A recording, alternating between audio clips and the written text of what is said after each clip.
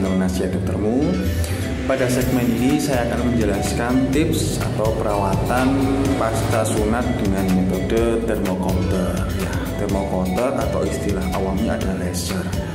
Nah, sebenarnya bukan laser ya, yang benar adalah istilahnya adalah thermocouple. Jadi thermocouple itu adalah salah satu dari banyak metode sunat, yaitu dengan cara besi yang dipanaskan sehingga bisa untuk memotong kulit penis. Ya, jadi ini tipsnya, perawatannya saya bagi 3 segmen ya. Yang pertama itu pasca sunat thermocouple sebelum kontrol. Kemudian yang kedua tips saat mau kontrol. Kemudian yang ketiga saat setelah kontrol. Ya, yang pertama pasca sunat sebelum kontrol itu ada 3 tips ya. Yang pertama, setelah sunat thermocouple diharapkan jangan mandi dulu atau jangan kena air dulu, rata-rata 3-7 hari. Tiap praktisi berbeda-beda, ada yang kurang lebih 5 hari boleh mandi, ada yang 4 hari boleh mandi, berbeda-beda ya. Minimal 3 hari tidak boleh kena air dulu atau tidak boleh mandi dulu ya. Kemudian tips yang kedua, setelah sunat, ketika anak mau ke WC atau ke toilet atau sudah mau ke pipis, ya ayah dan bunda harus perhatikan.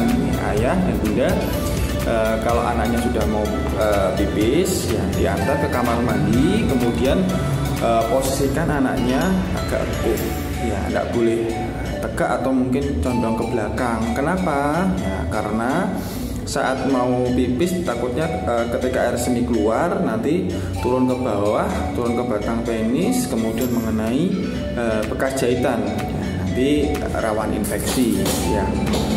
Kemudian setelah rukuk ambil kasa yang baru ya, kemudian bisa diletakkan di bawah atau mungkin melingkar juga boleh ya, letakkan di bawah.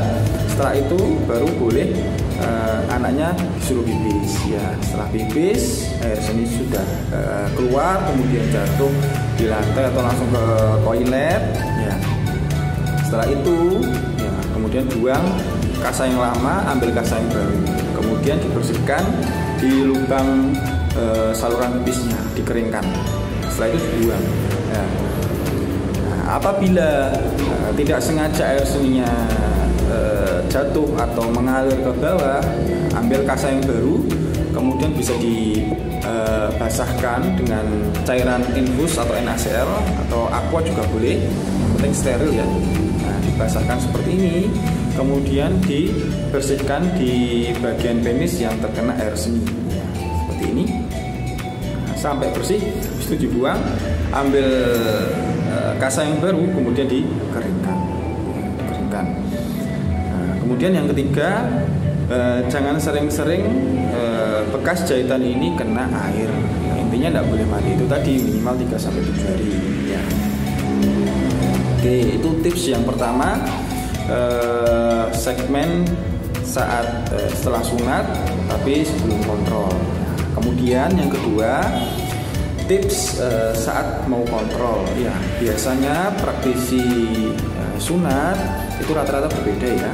Ada yang 3 hari baru kontrol, atau yang 2 hari baru disuruh kontrol. Nah, ini juga berbeda-beda juga. Setelah sunat ada beberapa praktisi yang penis pasien itu dibalut kasa, ada yang enggak. Tujuannya setelah dibalut kasa, yang pertama mungkin untuk mengurangi kotoran yang banyak menempel di bekas jahitan. Yang kedua untuk mencegah infeksi. Kemudian beberapa praktisi ada juga yang tidak ditutup kasa. Tujuannya ketika kontrol tidak perlu membuka kasa agar tidak kesakitan. Oke, ini tipsnya ketika pasien pasca sunat kemudian ternyata dibalut atau dipasang kasa ya oleh dokter. Seperti ini contohnya. Nah, seperti ini. Nah, ini sebelum kontrol, ini ada tipsnya agar saat kontrol tidak mengalami kesusahan atau tidak mengalami perlengketan. Ini tujuannya untuk mengurangi rasa sakit atau nyeri. Bisa diberikan minyak zaitun, ya minyak zaitun. Ini contohnya minyak zaitun ya, contoh aja ya, minyak zaitun. Kemudian diteteskan melingkar, oke, melingkar ya. Nah, ini dibiarkan kurang lebih 1 jam. Nah, 1 jam sebelum kontrol. Nah, kalau sudah dibiarkan 1 jam, nah baru boleh kontrol. Nah, ini diharapkan kasanya tidak terlalu menempel erat ketika kontrol agar lebih mudah diambil ya. Oke, itu tips ketika mau kontrol. Berikutnya ini tips setelah kasa itu dibuka ya. Nah, jadi ini ada beberapa tips ketika sudah lepas perban ya. Jadi setelah lepas perban itu beberapa praktis ada yang berbeda-beda. Ada yang perawatannya dengan menggunakan salep.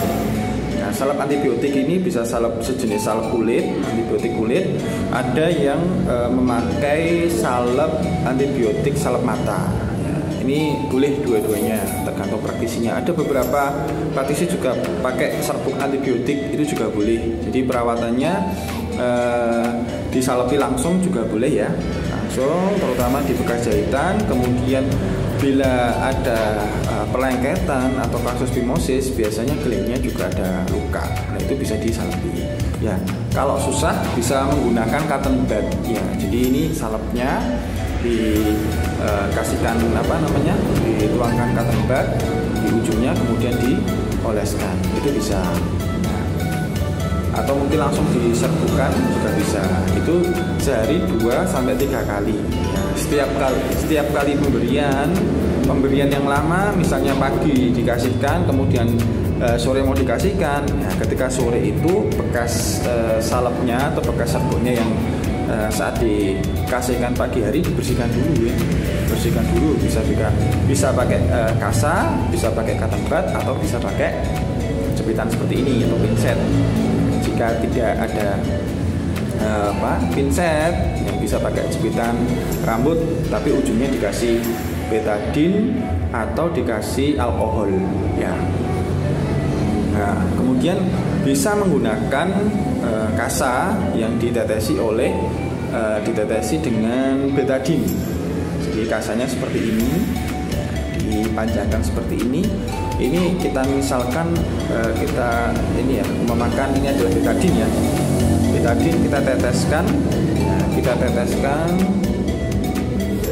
memanjang ya, enggak usah banyak, jangan sampai berwarna coklat ya atau berwarna kehitaman, sedikit aja merata. Setelah itu bisa kita lingkarkan di bekas jahitan seperti ini. Ini bisa dibiarkan kurang lebih 5-10 menit. Jadi terus sehari 2-3 kali ya, sampai benar-benar sembuh. Boleh seperti ini. Rata-rata kebanyakan ya ada yang seperti ini juga, praktisi berbeda-beda tergantung gurunya ya. Tergantung gurunya praktisi itu pakai metode apa. Nah, setelah itu terakhir itu setelah kasa dibuka, kadang-kadang ada beberapa permasalahan. Yang pertama, biasanya keluar cairan putih atau cairan kekuningan di bekas jahitan. Jadi ini ya, biasanya ada keluar cairan kekuningan di bekas jahitan atau di glandnya. Biasanya kalau pasien-pasien fimosis itu pada glandnya itu keluar cairan kuning. Nah, ayah dan bunda tidak perlu khawatir. Ini masih aman ya, maksudnya wajar aja. Jadi proses penyembuhan rata-rata pasti melewati ya itu tadi, keluar kekuningan, keluar cairan putih, itu wajar aja. Nah, ini bisa dibersihkan dengan menggunakan kasa, ditutul-tutul pelan-pelan, bersihkan pelan-pelan. Kalau susah bisa menggunakan cotton bud. Nah, misalnya ini cotton bud ya, ini cotton bud, misalnya cotton bud dibersihkan ya. Kalau susah lagi ya tadi sama kayak tadi ya, pakai pinset atau pakai jepitan rambut di rumah tapi ujungnya dikasih betadine atau alkohol, atau mungkin disterilkan kalau punya alat ya. Nah ini bisa langsung dijepit pelan-pelan, pelan-pelan dijepit satu persatu sampai benar-benar bersih. Tiap hari kalau bisa dibersihkan ya. Jadi sebelum dirawat luka tadi bisa pakai salep, bisa pakai serbuk, kemudian betadine tadi. Sebelumnya kalau ada kotoran dibersihkan terlebih dahulu. Nah apabila sudah dibersihkan kemudian kok masih banyak kotorannya ya, ini kalau saran saya ya kontrol lagi, atau kontrol yang kedua. Kontrol yang pertama kan tadi tujuannya untuk melepas perban ya, kalau misalnya diperban, atau mungkin perawatan luka awal-awal ya. Mungkin kontrol yang kedua ini jika kotorannya ini masih banyak kemudian masih menempel ya, diharapkan kontrol lagi saja, tidak perlu ragu-ragu, nggak apa-apa. Nah, daripada nanti kotorannya banyak kemudian istilahnya basah ya, kemudian luka jadi lama keringnya. Kalau lama keringnya ya, kalau misalnya benangnya sudah lepas tapi belum menyatu, nah ini takutnya terjadi dehis. Dehis itu agak kulitnya kulit sama mukosa tidak bertemu ya, jadi agak buka, itu agak lama lagi nanti perawatannya ya. Mungkin itu saja tips pada segmen kali ini untuk perawatan sunat dengan metode termokopter ya. Dukung channel Nasihat Doktermu dengan cara like, subscribe, komen, atau share ke teman-teman ya. Semoga bermanfaat. Jadi saya tutup. Wassalamualaikum warahmatullahi wabarakatuh.